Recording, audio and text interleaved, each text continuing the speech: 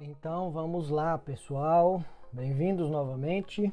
Esse é o nosso segundo episódio e no episódio anterior foi falado a respeito do que a Bíblia diz e também o que a Bíblia não diz sobre dízimos e ofertas. Agora eu quero tratar de outro campo que é igualmente importante. E o que seria? A história da igreja, pelo menos uma parte da história, a parte mais relevante, que vai servir como base para esta segunda temática a respeito do dízimo. E eu já quero aqui deixar claro para vocês. Antes de entrar no tema, eu já vou deixar registrado um princípio simples, mas muito sério e que todos precisam saber. E seria isso. Onde a Escritura se cala sobre algo que virou regra absoluta, alguém, em algum momento, precisou inventar, interpretar ou modificar esse algo. Certamente, se você não entendeu, volte um pouco e escute mais uma vez essa frase, porque ela vai fazer todo o sentido daqui para frente. E diante desse fato, a pergunta é direta, sincera e bem prática. Se os apóstolos não ensinaram a manutenção do dízimo à igreja, quando e como ele voltou a ser imposto ao povo de Deus que vive debaixo da nova aliança? Você saberia me responder? Já vou adiantando para vocês que a resposta certa não vai estar nas páginas da Bíblia. Ela está séculos depois. E muitos séculos, viu? Por isso é que nós vamos fazer uma breve viagem pelos primeiros séculos da igreja. Vamos lá para o século I ao século III. Pega aí a sua Bíblia, coloque ela aberta em cima da mesa e vem comigo.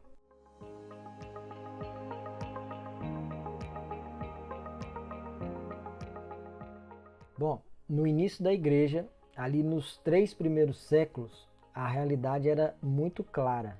E como era?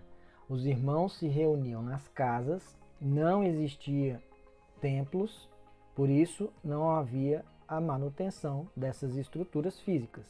Também não existia clero assalariado e não havia sistema financeiro de arrecadação, seja ela semanal, mensal e nem anual. Então, desde o início da igreja e os 3 primeiros séculos, ali onde viveram os apóstolos e os discípulos dos apóstolos, nada disso existia, ok? Eles seguiam à risca todas as instruções e ordenanças de quem? De Pedro, Paulo, João, Tiago e por aí vai. Então, como que tudo era feito ali naquela época? Pois é, o sustento das necessidades do povo de Deus acontecia por meio das ofertas voluntárias e da partilha dos bens para atender ao cuidado com os órfãos, viúvas, estrangeiros, necessitados e um outro grupo que era os irmãos que se convertiam e passavam a ser perseguidos. Esse quarteto vulnerável, mais esse quinto elemento que são os irmãos perseguidos, você vai encontrar várias e várias vezes ligado ao auxílio e tudo mais relacionado ao recurso financeiro, mas nada em cima de dízimos.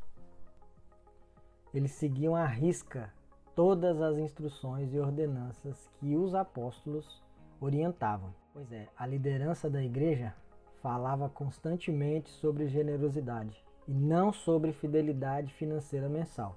Tinha nada disso naquele tempo. Também não existem documentos cristãos do primeiro século que ensinem a questão dos 10% como mandamento para a igreja. Você pode pesquisar, fique plenamente à vontade, você não vai encontrar esse tipo de coisa. Isso não é minha opinião, isso é um fato histórico verificável.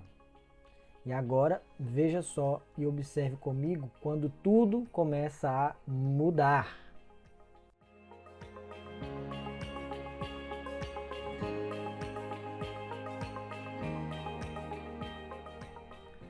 Então, pessoal, a virada acontece no momento em que a igreja deixa de ser uma comunidade, uma família na fé, e ela passa a ser tornar uma organização religiosa, depois uma instituição com boas relações com o Estado, depois uma denominação familiar e agora parece que ela se tornou uma espécie de franquia empresarial.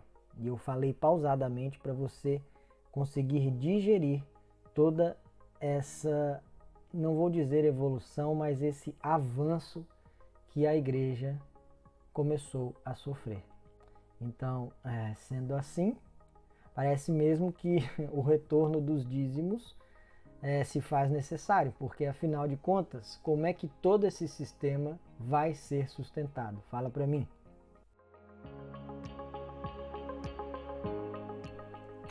Realmente, alguém começou a erguer uma bandeira e pendurar uma placa na igreja de Jesus Cristo em um determinado momento da história, e eu digo isso, infelizmente, porque essa nova realidade fica muito mais clara quando a igreja deixa de ser perseguida pelo Império Romano e ela passa a ser abraçada pelos imperadores, as demais autoridades e o governo.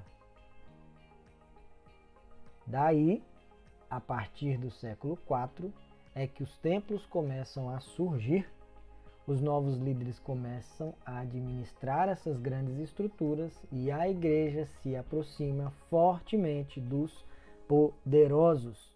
E não que os grandes líderes não possam se converter, claro que eles podem, mas existia um ponto ali de virada onde essa conversão trouxe algumas dificuldades para o sistema da igreja, se é que a gente pode falar assim.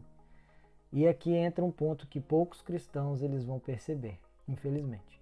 Quando uma boa ideia cresce, se institucionaliza e se torna cara demais para manter, alguém precisa pagar essa conta.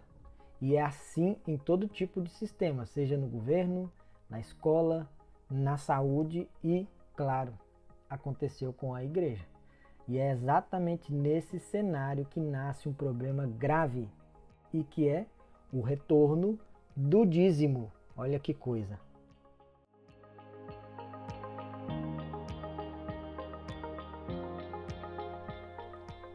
Você já consegue perceber que o dízimo não retorna por revelação bíblica, nem por ensino apostólico, e tampouco por ordem de Jesus? Você consegue perceber isso?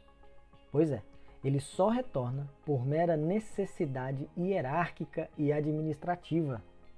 Pois é, o dízimo reaparece não como doutrina cristã, mas como mecanismo de arrecadação para sustentar a igreja enquanto instituição e também seus funcionários.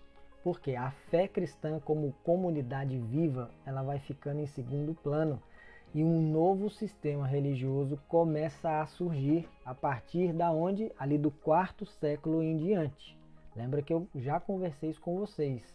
Do primeiro século até o século III, nada disso era estabelecido. A igreja funcionava como uma família na fé, de casa em casa. É nesse contexto que o dízimo passa a ser, primeiro, recomendado a partir do quarto século em diante, depois ele começa a ser exigido e mais tarde ele começa a ser cobrado por meio de interpretações que eram feitas, todas elas baseadas no Antigo Testamento. Sim, Senhor, não adianta, você não vai encontrar nada para fundamentar a sua cobrança no Novo Testamento, nem nos ensinos de Jesus, nem dos apóstolos. Essas interpretações são todas baseadas em sistemas judaico, no modelo levítico e na lei de Moisés. Simples assim. Ou seja, a lei é puxada de volta para sustentar uma nova estrutura que precisava sobreviver financeiramente. E é nesse mesmo período que o dízimo vai voltar a se tornar para o povo cristão uma devolução obrigatória a Deus.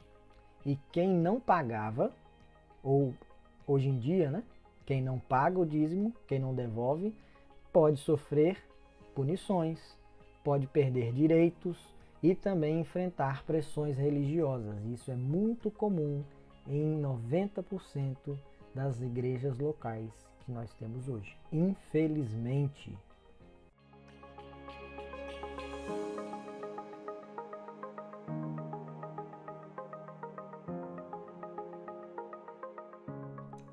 Pois é, pessoal, parece mesmo que nada disso se parece com o Evangelho de Jesus. Nada do que ele trouxe ao mundo e tampouco tem a ver com o ensino e a organização que os apóstolos de Cristo deixaram também por escrito. Mas aí, alguém na sala pode até perguntar agora para mim, mas e a reforma protestante? Ela resolveu isso? Pois é aqui que um outro ponto que é pouco conhecido vai aparecer e eu vou tratar brevemente com vocês.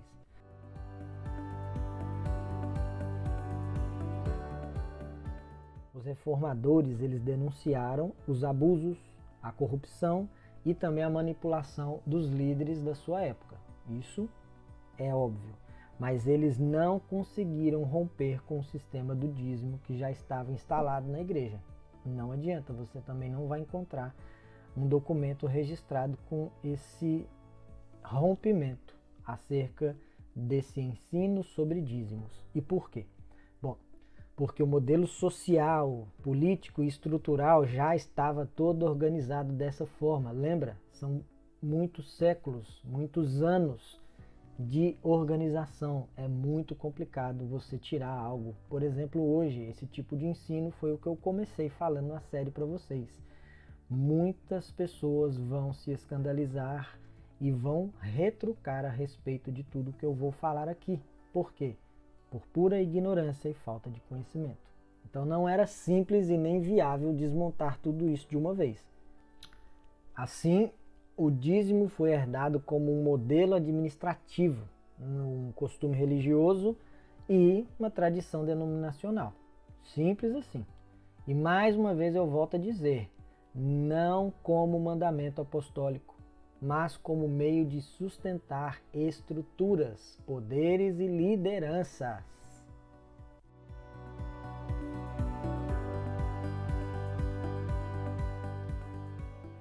Pessoal, o que o Novo Testamento ele enfatiza é outra coisa. Por exemplo, Atos 20:35 diz assim: vocês devem ajudar os fracos e lembrar-se das palavras do Senhor Jesus. Há mais felicidade em dar do que em receber. E aí você preste atenção mais uma vez em algumas palavras e frases do texto bíblico. Está dizendo dar e não pagar e não devolver. É sobre ofertas e não sobre dízimo. Nunca foi sobre isso. Não é sobre boleto espiritual, nem sacrifício mensal. Sempre foi sobre servir pessoas, suprir necessidades e ser generoso com todos. E aí quando líderes dizem por aí, quem não dá o dízimo está roubando a Deus. Pois é, esses líderes estão mesmo ignorando o contexto bíblico, misturando o Antigo Testamento com o Novo Testamento e impondo regras onde o Evangelho trouxe liberdade. Por exemplo, Paulo deixa isso muito claro em Romanos 6,14. Diz assim: vocês não estão debaixo da lei, mas da graça. Isso também inclui o assunto sobre dízimo, que estava relacionado à lei. Por quê? Porque existia uma tribo, um povo que precisava ser sustentado não por dinheiro, porque dízimo não está relacionado a dinheiro, mas por sustento de alimento, vestimenta e suporte. Portanto, insistir no sistema do dízimo como obrigação é recolocar sobre o povo um jugo que Cristo já quebrou. E esse é o problema grave que atravessa séculos e chega até nós hoje, infelizmente.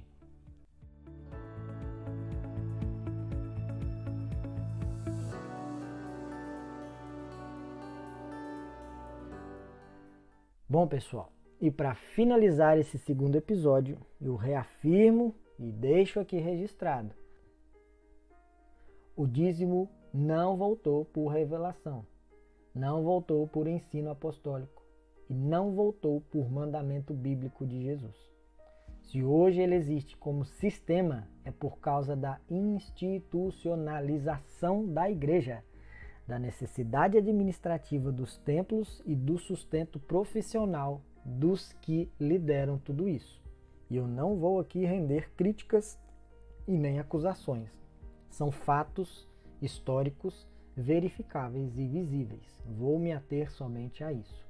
E eu digo mais: a igreja do Novo Testamento, aquela que estava revelada na Bíblia Sagrada e ainda está, ela vive de ofertas voluntárias, consciência espiritual, amor ao próximo, responsabilidade e transparência na liderança. Por quê? Porque aonde o Espírito de Deus atua, há liberdade, há generosidade, existe auxílio de todos, seja o obreiro que ali serve diariamente, seja também o necessitado. Tudo isso a Bíblia abrange. Mas onde há pressão, tradição, dogmas, medo e manipulação, bom, algo precisa ser confrontado e ensinado corretamente. Nesse caso, eu estou me atendo ao ensino e não tanto ao confronto.